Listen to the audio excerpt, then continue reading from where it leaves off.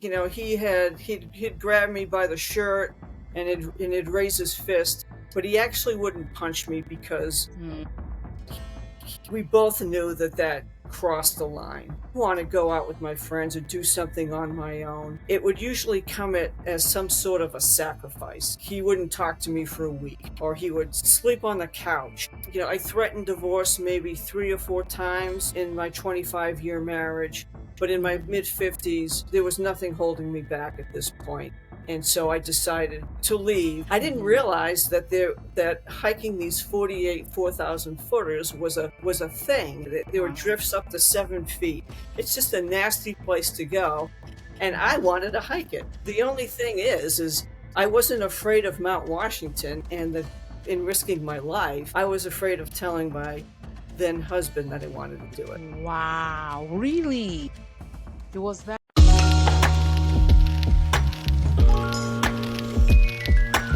Hello, everyone. Welcome back to our podcast. Today, I have another exciting guest. Her name is Linda Magoon. Welcome, Linda. For having me, Zuki, it's a pleasure to be here. You're welcome. You're welcome. So, a brief intro on Linda. After ending her 25-year toxic marriage, Linda hiked all of 48 New Hampshire peaks, 4,000 feet and higher, in her mid-50s as her post-divorce therapy. Linda chronicled her journey in her book, Live Free and Hike, Finding Grace on 48 Summits. Thank you so much, Linda, for joining us, and welcome once again. Thank you. Thank you so much for inviting me on. I'm excited to be here. You're welcome. You're welcome. Okay, so let's dive right into it. Linda, can you start with telling us about yourself, your background? Sure. So my origin story is I was born and raised in Massachusetts, just the neighboring state to the south. And I was the youngest of 3. I had a dad who was avid outdoorsman, very much liked to hunt and fish and look for mushrooms. And that's where I got my love of the outdoors for him. And my mom, she was a strong, proud Polish woman who loved to clean and make sure us kids were working around the house and doing chores. And I like to think that I got my love of the outdoors from my dad, and my resilience and my strength and my fortitude from my mom. So, growing up, I grew up in a very rural neighborhood. There was only 2 other houses on our street. So in order to kind of stay out of my mom's sight, we as kids spent a lot of time outdoors. And that's really where I got my love of nature and walking in the forest was from. I grew up and went to college in Idaho at the University of Idaho and majored in forestry, forest resources management. And like most forestry majors in the mid-80s, when it came time to graduate and look for a job, there weren't many jobs. And so one day I was walking down the across campus and I see this policeman in a police car eating a donut. And I thought, I can do that. I can do that. And so I did. I ended up taking a few courses in criminal justice, and that's how I got my start in law enforcement. And I was a police officer out of college for about 4 or 5 years. I met my then husband on the police force, and I wasn't super experienced in dating and in relationships. So I thought it was great that somebody was, finally paying attention to me and wanted to date me and liked me. And so we eventually became married a few years later.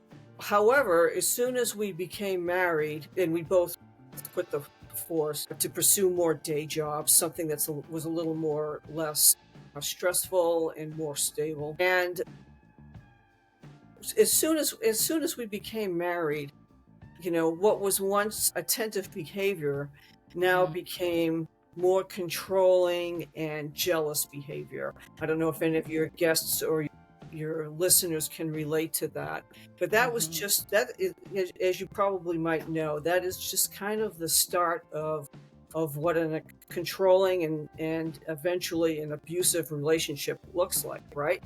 It starts Mm-hmm. off with, isolating you from your friends. Like, Yeah. you're going out with your friends, you're not paying any attention to me, that Mm-hmm. type of behavior. And eventually, if I did want to go out with my friends or do something on my own, it would usually come as some sort of a sacrifice. And so that Mm-hmm. that sacrifice usually meant he wouldn't talk to me for a week, or he would sleep on the couch. And that was how he communicated. Mm-hmm. Eventually, I completely lost my voice and stopped asking for things, right? It was just easier to walk on eggshells.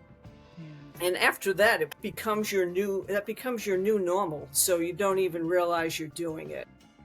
Like, I never told any of my friends about it because I didn't have that many friends anyway. So I Mm-hmm. never told anybody about it. I just kind of kept it a secret and just kept up the appearance that we were happily married for all Mm-hmm. of these years. So that's kind of the crux of our relationship. If I wanted to say, like at the beginning of the book, I talk about hiking Mount Washington, which is the here it's known for its worst weather in the world, right? The highest wind gust was recorded on Mount Washington. It snowed on Memorial Day on Mount Washington. There were Wow. drifts up to 7 feet. It's just a nasty place to go. And I Mm-hmm. wanted to hike it. The only thing is I wasn't afraid of Mount Washington and in risking my life. I was afraid of telling my then husband that I wanted to do it. Wow. Really? It was that bad? It was that bad. And so I did it. I told him I was doing it. I think most spouses would have been supportive, or saying, here, at least let me drive you to the mountain or something Mm-hmm. like that. And instead, my then husband slept on the couch for a week and didn't talk to me. So I had better really want something bad enough, because that was the reaction I was going to get. And then at some point you just stop asking, and you kind of lose your voice and lose your soul. Yeah. So you always had that desire and dream to like hike, but you never were able to explore that part of yourself because of the controlling nature of your husband. Right, Wow. yeah. I mean, you just lose that part of yourself, Mm-hmm. right? Mm-hmm. It's like, what do you like, is it worth it? No. I mean, I had a backpack, and it sat up in our attic for years and years and years. And then one day in my mid 50s, uh Mm-hmm. there's always some sort of tipping point that causes you to stop in your Yeah. tracks and say, "Hey, wait a minute. Mm-hmm. This isn't right, right? This This isn't isn't this isn't true. normal." That incident occurred in my mid 50s. So I had been married for almost 25 years. Mm. Most victims of domestic violence, it takes them 7 times before they actually leave for good. I threatened divorce maybe 3 or 4 times in my 25-year marriage, but in my Mm-hmm. mid 50s, there was nothing holding me back at this point. And so I decided to leave very strategically and never looked back. And so I think some of your viewers or your listeners are thinking, like, what is her problem? Why didn't she just leave? And it's such a complex question. And I guess if you're in a healthy relationship, you're Mm-hmm. listening to this and thinking, why didn't she just walk out? I would have. But it's not that easy. Yeah. We had a family. I had strong parents and grandparents that had the belief that, you know till death do you part. You took a vow. You made your bed and now lie in it. It was that. There was the stigma of leaving and asking for a divorce. It was divulging this secret that I was so good at hiding. it, Mm-hmm. it was the money. Can I afford to live on my own? Mm. And sometimes there's the saying, the devil, right? And so for me, it wasn't all bad. Like most domestic violence, there's a cycle to it where things are good, and then there's like this tension building phase where you could see him getting, tight and tense, and trying to, not make him mad or set him off. He does anyway, and then it starts all over. So it's not as easy as it sounds, but I finally did it, and I was in my mid-50s when I filed for divorce. He didn't contest it. He didn't pull any shenanigans.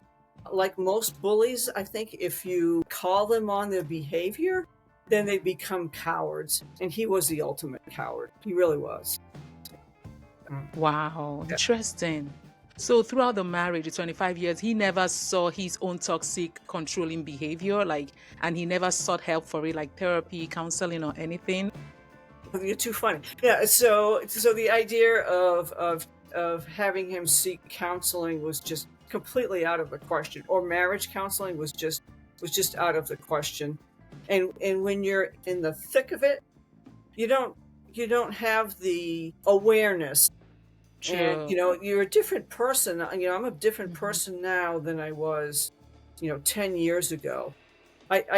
Now I can look back and say, oh, what a controlling narcissist who has no empathy and can only think for himself. I didn't have that awareness because that's not the place I was in, right? I was just trying to get through the day, and just trying to live day to day.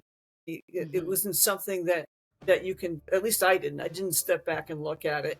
It was only after I received counseling and therapy and started to educate myself about domestic violence did I realize what his behavior looked like.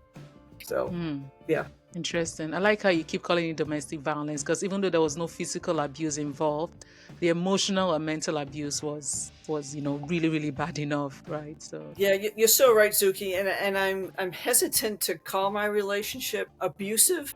My friends call it abusive, but I don't know. Like in my intro, I said toxic marriage. yeah. But you're right. Domestic violence does not have to be physical. And I think that's one of the reasons why I stayed in the relationship, right? Because he knew, he'd grab me by the shirt and he'd raise his fist, but he actually wouldn't punch me because we both knew that crossed the line, right? So yeah, I think I was hit once in the arm when I opened my mouth and said, here's a parking space, and I got a punch in the arm for that. Yeah. So, it's hard. I'm sure your viewers and your listeners have gone through much worse. But I think domestic violence is domestic violence. It doesn't have to, there's no like severity scale. Like if you're being controlled and you can't be your true self, then that is an unhealthy relationship, and you call it whatever you want. Yeah. Yeah, that's true. Well, thank you so much for sharing that. Thanks You're for welcome. sharing. You're welcome. Yeah. So I wanted to ask you, what were your biggest obstacles when you were moving from your toxic marriage later in life to pursuing your passion, which is hiking? Did you have any obstacles to get? Because I guess hiking had always been innate in you, something you always wanted to do. So what was the obstacle to transition into that passion of yours? Sure. So I think once so there was an incident, and it's in the book, that propelled me to take action. And what that action was, I just didn't get up and leave in the middle of the night. I didn't know how to do that. So what was a stepping stone for me was that my employer has like crisis counselors, like employee assistance program, where you can talk to somebody. And that was the first time I had ever shared what was going on in my marriage with a therapist. And once I did that, she connected me with another therapist. And so that opened up the floodgates. And I worked with my therapist to devise a plan, not only a safety plan, but a plan to tell my husband I was leaving him. And that's what I did. So in terms of the biggest obstacle to hiking, I think it was my lack of high summit experience that was the biggest obstacle, because it's part of my job. I get a chance to go outside and work in the forest. But in terms of hiking some of these higher summits in New Hampshire, it was just, it's my lack of knowledge. I was just totally ignorant as to what to bring, how much water to bring. I almost, like, my pants almost get blown away one day. I lose my shoes. It was my inexperience. But because it was so late in life, I now had the time. I was an empty nester. So I now had the time to pursue this, and I didn't have anybody standing in my way. So it was something I didn't set out to do. I hiked this one mountain. It was called Mount Moosilauke. It's over in kind of western New Hampshire. And I didn't set out to hike all of these 48 4,000 footers. I just hiked that one mountain and came home after the hike. I felt exhilarated because it was on, like, my bucket list. I did it. I felt so accomplished. A lot of the hike is above tree line, so it's almost like a Swiss Alps Julie Andrews Sound of Music moment when I'm, going through the ridge line. I mean, I was just felt so good about doing this. I didn't realize that hiking these 48 4,000 footers was a thing. Once you complete this list, you're rewarded for your efforts with a teeny tiny certificate and a little tiny patch about the size of a postage stamp. So that's your reward for hiking all of these peaks. And I kind of stumbled upon it in a guidebook by accident. So that set me off on my goal, and I was off and running. Wow, that's impressive. Nice. So I know you said you trained to be a police officer. You had forestry degree and then police officer. So did that prepare you for this hiking, hiking these mountains? Or did you take any extra class or anything? How can someone who wants to go into hiking prepare? Right. Yeah, you don't need a forestry degree to go hiking, as you probably know. It didn't hurt because I knew how to read a map and use a compass.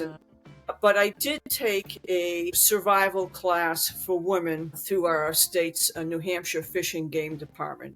And that was super helpful and gave me a lot of confidence because, that's where I learned, how to layer, for the cold, what to carry in my backpack, how much water to bring, what I needed to keep safe in the woods overnight, because they want you to make sure that you have with you provisions to spend the night, even if you don't plan on it.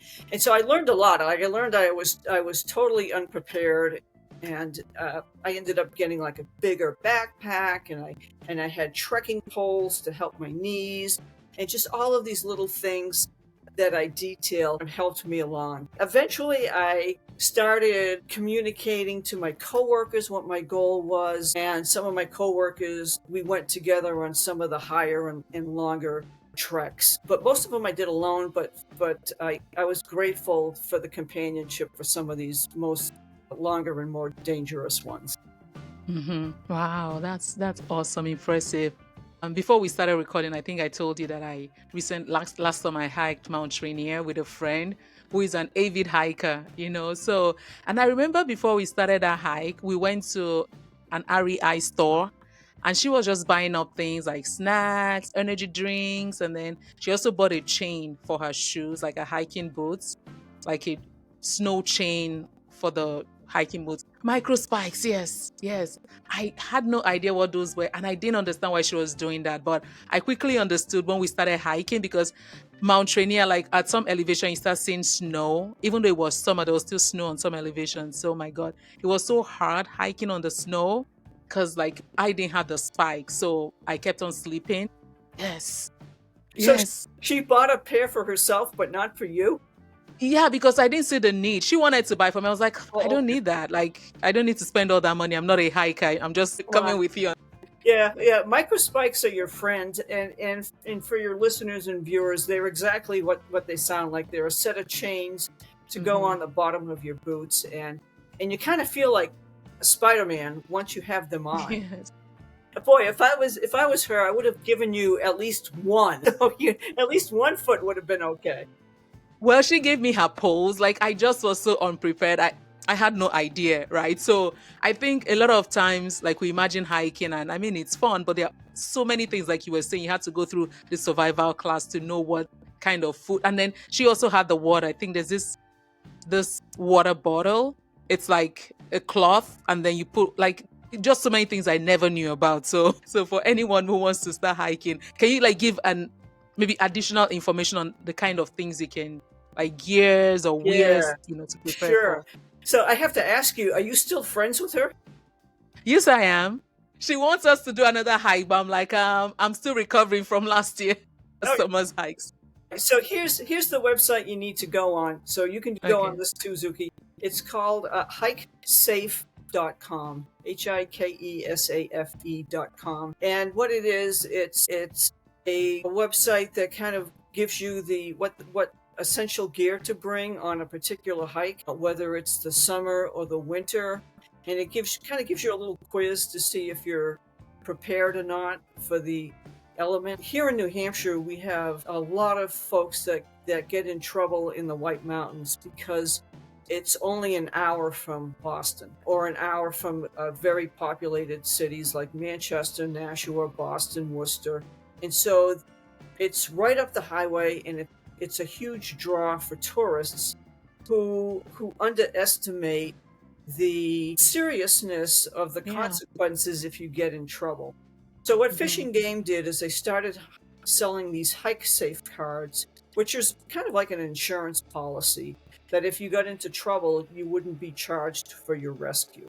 Because they will charge you if they have to come get you and they find that you're negligent, like you don't have microspikes, you don't have water, you don't have the proper equipment. They have that ability by law to do that. And so this Hike Safe website sells those Hike Safe cards, and they're only good in New Hampshire, but it contains a lot of other helpful information. So that's where I would start if I were to go hiking again. And I would Okay. never I went hiking with a friend of mine this afternoon, and it was a very safe hike. We didn't Hi. go up to any 4,000 footer. We just went up to a fire tower, and she's a beginner hiker. And wouldn't you know it, I missed a junction in the trail, and we ended up hiking like an additional half mile, which doesn't sound like much. But if you're just Yeah. starting out, that might as well have been Yeah. 10 miles. And I Yes. felt terrible for doing that. And so you just never know. I was glad I had extra water. I mean, she was more than prepared, but it's that one mistake, and then maybe the weather turns bad, and then maybe you Hmm. start to panic, and maybe you're running out of food, and it's that chain of Yeah. events that can lead you to getting into trouble. So you want Trouble. to be as Yeah. prepared as possible. And Yeah. you do that That's by reading, taking classes, true. and Hmm. paying attention to your friends if they want to buy you microspikes. I know. I know. Not to her credit, though, we didn't know there was going to be snow because it was in summer. Like, we thought, okay, and it wasn't like we hiked the mountain. It was just some elevation on the trail we were on.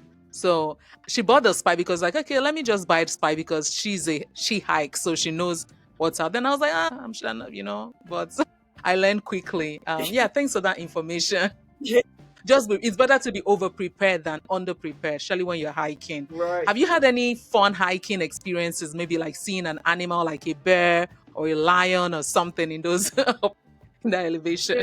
I've seen like juvenile moose who are kind of Oh, gangly, and okay. we don't have lions or mountain lions here.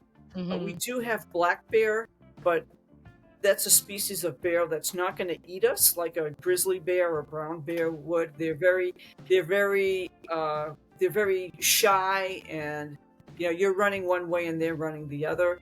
but moose can be dangerous. But this juvenile, he was just all legs, and I think his mom had just kind of set him free so she could have Mm-hmm. more babies, and so he was just kind of going loping along the trail, not really sure of his next path in life, like many of us, right? So yeah, I haven't been eaten by anything, but it's the wildlife encounters have been as well. Yeah. Wow, that's interesting. Yeah. So do you want to share with us a little bit about these New Hampshire 4,000 footers and why did you hike the 48 peaks? Yeah, as I mentioned earlier, hiking these 4,000 footers is kind of a thing. If you've ever heard of the Appalachian Trail that we have here Yes. in the eastern United States, or Mm-hmm. you have the Pacific Crest Trail. I don't know if you've heard of that. Yeah. So hiking these 4,000 footers is kind of a thing. It was developed by Dartmouth College in the 1930s or so, and the membership is maintained by an organization based out of Boston called the Appalachian Mountain Club. And like I said, I never set out to do this list, but it was so important for me to do this because it kept me hiking, and it kept me traveling to different parts of our beautiful state that I never would have otherwise gone to. Mm-hmm. And I think having a goal and getting up in the morning, because don't forget, I was still kind of struggling to find my footing after I was married. I'm the one that moved out. I had to find a place to live on my own, but I had no help from him moving. So I was just trying to figure out, what my next step was in life. And so I had this big map of the White Mountains, and after I would do a hike, I would take a little push pin, and I would mark on the map the mountain that I hiked. And it was something that was new, it was exhilarating, and it helped me gain my sense of autonomy, right? Like with each peak, I got a little more confident and learned a little bit more. It's like, okay, so you don't wear cotton in the middle of winter because cotton kills. That's the expression. And so you learn to wear, a wicking layer and a windproof layer. And with each mountain, my confidence grew a little bit more Mm-hmm. with each peak. So it Wow. was something that kept me going, that kept me out Mm-hmm. there, and it kept me hiking. Right. Yeah. And did you do most of them by yourself, or was it like with groups of people? Yeah, I did most of them by myself, not because I wanted to, but I was just trying to be opportunistic.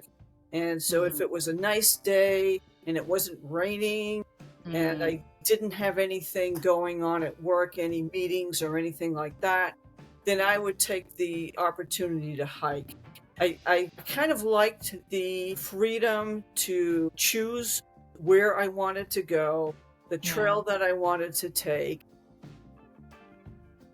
I stopped, to take a break, to stop for an ice cream on the way home. I just wanted that ability to make those decisions on my own, because don't forget, Yeah. it was a very, most of my life it was, whatever he wanted to do, and the idea that I could do this on my own, it was very brand new to me, even that late in life. Yeah. Wow. So yeah. So how did all of this contribute to your healing? Like, because the example you just cited now, how did all of that experience by yourself contribute Right. to your healing? Right. So, I when I started hiking, I kind of had in the back of my mind that I wanted to write a book, and it was going to be funny. It was going to be how I kind of stumbled and bumbled my way up to these peaks. But really, what was life-changing for me was this chance press release in a newspaper in December, right before New Year's, from a life coach. And this life coach was writing about a 6-week workshop she had called Be the Best You. So I had no idea what this was, and so I decided to call her for more information. It's a Sunday. who's going to answer their phone on a Sunday? Mm-hmm. She does. Yeah, her name is Emily Clement. She answered her phone, and I was like, oh, it's probably late. You probably have all your seats filled. And she's like, nope, Mm-hmm. we have room for you. So I enrolled in this 6-week workshop, and I felt compelled to tell her my backstory because I didn't feel like I was her typical client. And Mm-hmm. so what a life coach is it's somebody that helps you to define what they want and set a path forward to achieve that.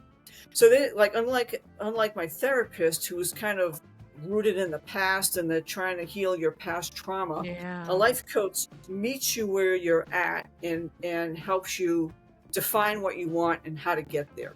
And for somebody who couldn't ask my then husband to fix the leaky faucet, the idea of a vision statement and the universe, is pulling for you, and you just have to ask. The idea that you could want something, it was just a jaw-dropping thought. It was just something that I had never heard of. It was so unique. I enrolled in this 6-week workshop, and on the first day of the workshop, we had to write what we wanted. Mm-hmm. And so I wrote in a tiny, tiny handwriting, I want to hike the 4,000 footers and write a book about it. And that's what provided the catalyst for hiking this, because now I was like, oh, now I'm accountable. I told somebody I wanted to do this, and now I better go out and start hiking these. So that provided accountability. But like when you write down your goal, or when you share it with others or with the universe, it suddenly becomes real, right? Mm-hmm. It suddenly has life, and you're now thinking, maybe I can do this. Maybe I can write this book. So my book has a lot of those woo-woo life coachy tips in it, about writing affirmations, about setting goals, taking action, forgiveness, finding grace to forgive people that hurt you. It was all very powerful things for me. Trusting my intuition.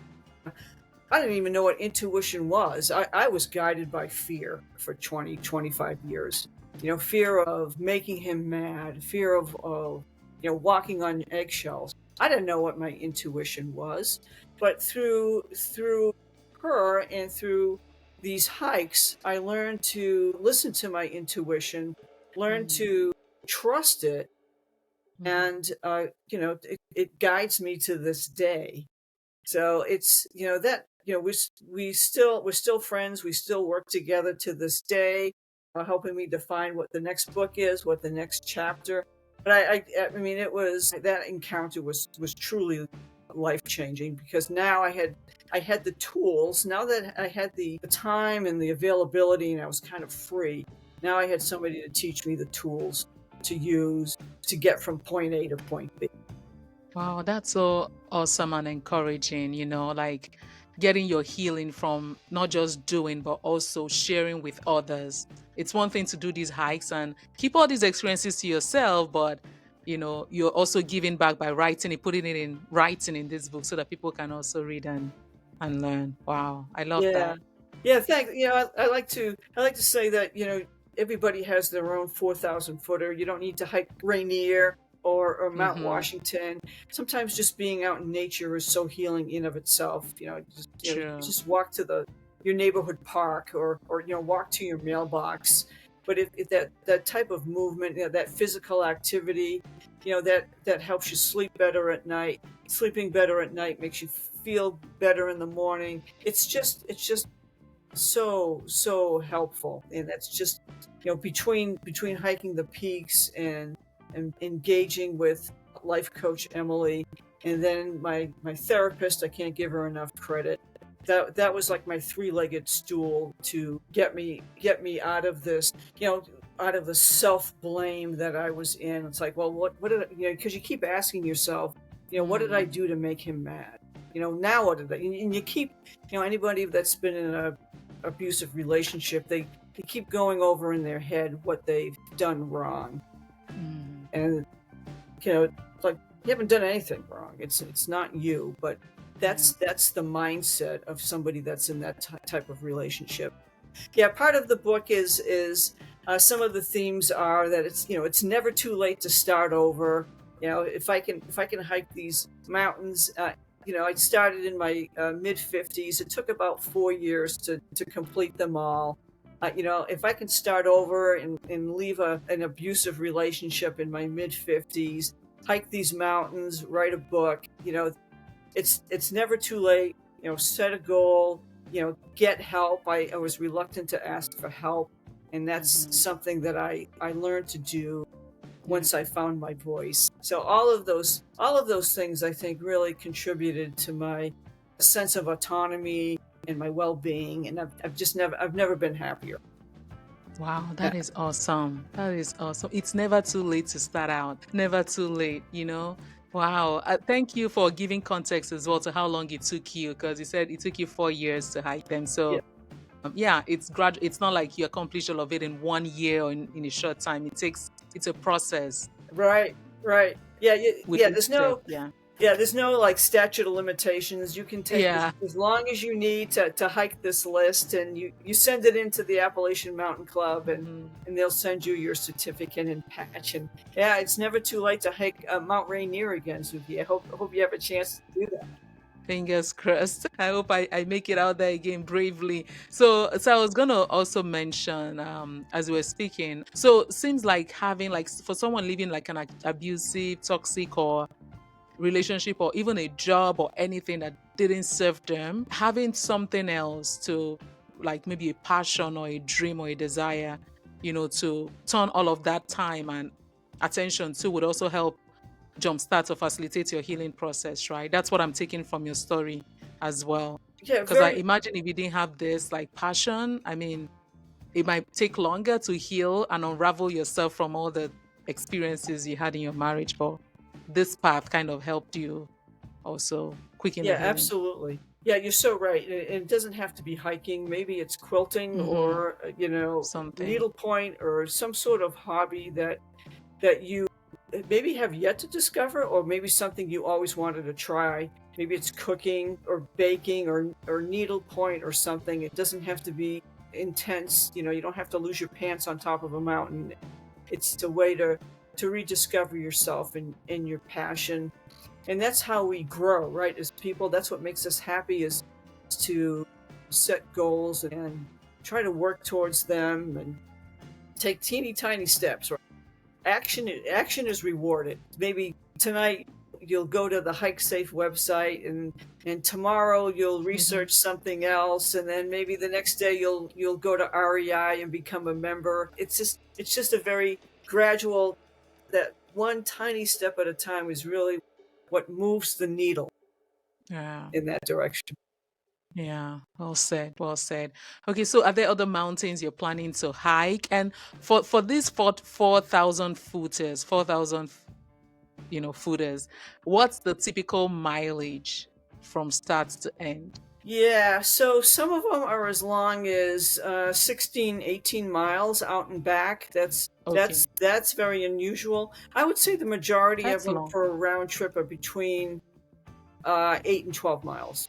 And I did elevation, so it's like hard, like you're going up an elevation, so it's quite difficult. Yeah, so that's what makes these mountains difficult as well, as that elevation gain in such a a short amount of time. It's very intense, but yeah, I would say the majority of them are between like 8 and 12 miles, and there's some longer ones because they're just in more remote areas of the state. And I did the majority of them as long day hikes, where I drive out to the trailhead, do the mountain, and drive all the way back home. But in terms of what I'm working on next, it's something a little less intense. I'm taking some folks with me, where we have a little hiking group, and we're doing the different fire towers in New Hampshire. So we have these lookout towers where back in the day, forest fire wardens would climb the tower and then look for forest fire smoke. And so you get a patch for that too. So I'm taking some folks out who are beginner hikers, and we're working on the fire tower patch together this summer. So we just did our second one today, and we're slowly but surely working through that list. I think there's only like 16 of them, so it's not as many as 48, but we'll get there one tower at a time. Wow, I love that. I love New Hampshire. I never knew they had you guys had a lot of like outdoorsy like experiences there. Yeah, very much. So Yeah, it's very much like Oregon. Yeah, but really, Oregon is so much like everything is just so much bigger. The trees are bigger. I mean, everything is just really scaled up. We're kind of a little tiny state, but I think we're the second most forested state in the country behind Maine. Yeah. Yeah. Wow, yeah. That's interesting. Oh, nice to know that.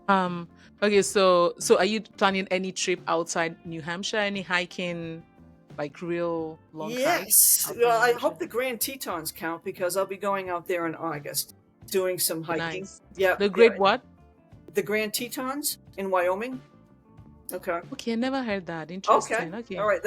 Well, tell your friend that you want to go to the Grand Tetons. I'm sure she's heard that. I'm sure she's been there. She loves hiking. Oh my god. Well, I hope she develops your passion for it too. Oh my god. Okay, so you told us why you wrote your book. So what do you hope people will take away from your book? Yeah, so it's a book. I hope people take away. I've had readers write to me and say they were inspired to take up hiking or to do some more walking on the trails, inspired to try new things. Like I said, like some of my themes are to set goals. Like I said, never too late to start over is another theme. Beginner hiking tips. So even if you're not a hiker, there's a lot of information in this book that would be helpful to folks that if you're feeling stuck. And you can learn from my mistakes so you don't have to make your own. And I like to say that I don't make the same mistake twice. I like to make it 7, 8, or 9 times just so I get it in my head. Thanks for that honesty. So yeah, so there's something in it for everyone, whether you like hiking or not, whether you're familiar with the White Mountains or not. I try to think that there's some nugget that you can take away from the book. Interesting. Nice. So where can people get this book and where can people find you as well? Oh, thanks. Sure. So I have my own website. I thought of this all by myself. It's my name. It's lindamagoon.com. LINDAMAGOO. So feel free to reach out to me. My email address is lindamagoonauthor@gmail.com. Send me an email. I'd be happy to send you out a signed book. Or if you want to order it through the Big A, through Amazon, just look up the title Live Free and Hike, and it should come up on your search. Or like I said, reach out to me and I'd be happy to send you a book and sign a copy for you as well. Awesome. Thank you so much for your generosity. Listeners, please go ahead and go check it out. I think I will as well. Okay, thanks for sending me a copy actually. I think you sent me a copy, right? Yeah, thanks for that. I definitely will look into it. And I also look at hikesafe.com as well. Yeah. I'm not like, I wouldn't say I will go out of my I do hike. I like city hike, like within the city, like hike trails. I do those ones. But going to like a remote hiking place is something I'm not really, except if I have someone come alongside me to do it, but it's not. Maybe it's a passion I'll develop, eventually. Especially after I read your book. Well, good for you for trying, Zuki. It sounded like you're a trooper for going along, especially without any sort of microspikes. So yeah, good for you. Yeah, that was very brave. Okay, thank you so much. Do you have any last words for our viewers, our listeners? No, thank you for listening, and happy trails. Try new things. It's never too late. Never too late. Never too late. Thank you so much. Wonderful. Thank you so much, viewers, for watching. Hope you enjoyed this episode. Please give us a like, share, comment, subscribe, give us a review wherever you're listening, and keep coming back for more episodes. And please reach out to Linda, send an email, go to our website, get the book. You never know. You just might fall in love with hiking and good. I'm sure there are lots of similar hike, like the badge you talked about, the New Hampshire 4,000 foot, hike. I'm sure, I don't think there's anything like that in Oregon where I live, but I'm sure maybe in some states you have some type of accolades or commendations to get when you hike, the mountains over there. So please, I'm rambling on now, but please No, you're get fine. interested and yeah, go do that hike this summer. All right. Okay, thank you so much. I will see you on the next episode.